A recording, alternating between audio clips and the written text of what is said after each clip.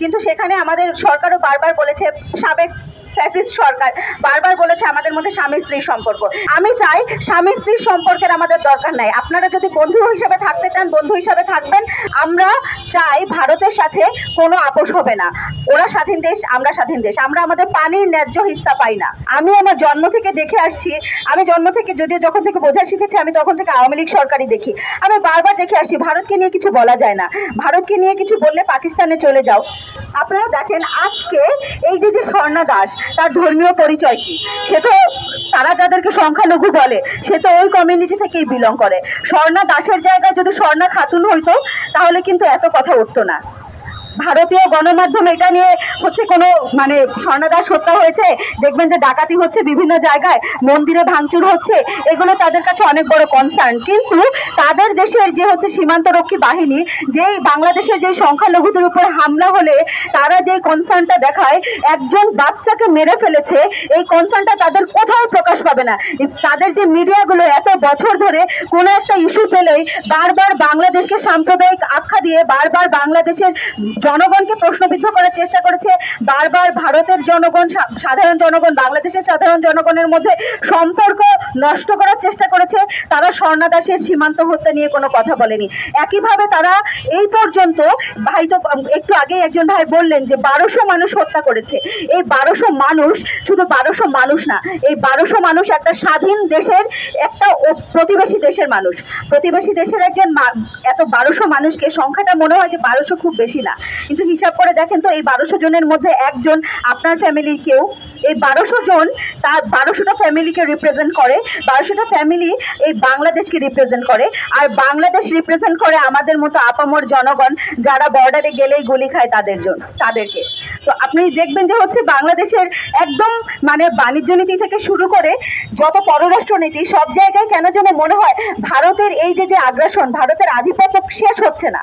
আমি আমার জন্ম থেকে দেখে আসছি, আমি জন্ম থেকে যদিও যখন থেকে বোঝা শিখেছি আমি তখন থেকে আওয়ামী লীগ সরকারই দেখি।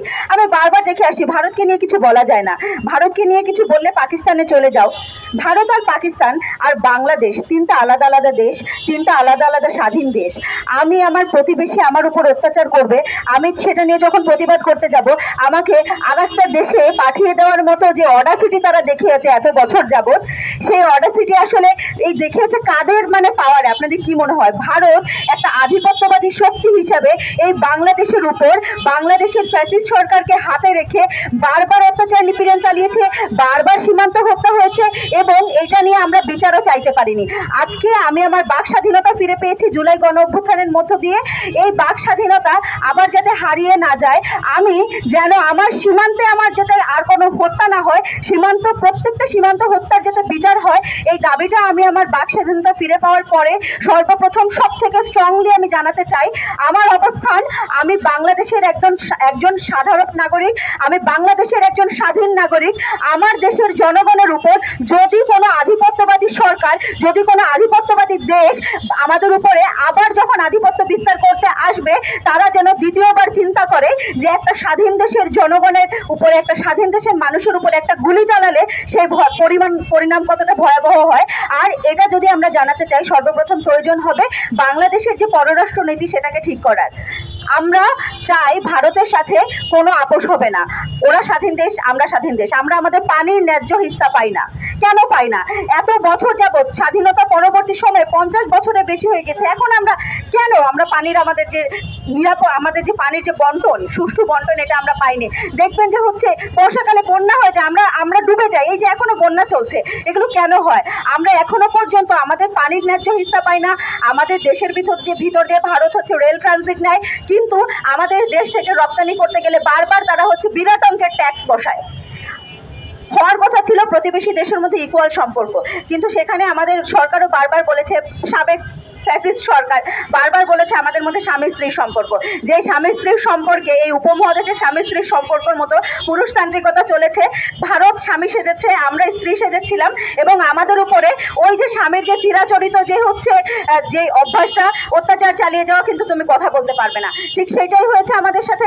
আমি চাই স্বামী স্ত্রীর সম্পর্কের আমাদের দরকার নাই। আপনারা যদি বন্ধু হিসাবে থাকতে চান বন্ধু হিসাবে থাকবেন, নইলে প্রতিবেশী, আপনারা দেখেছেন আপনাদের আশেপাশে যত প্রতিবেশী আছে, এই যে স্ত্রী বানিয়ে রেখেছেন, কিছুটা বলা যায় যে রক্ষিতা বানিয়ে রেখেছেন, বাংলাদেশের ফ্যাসিস্ট সরকারকে রেখেছিলেন এতদিন পর্যন্ত।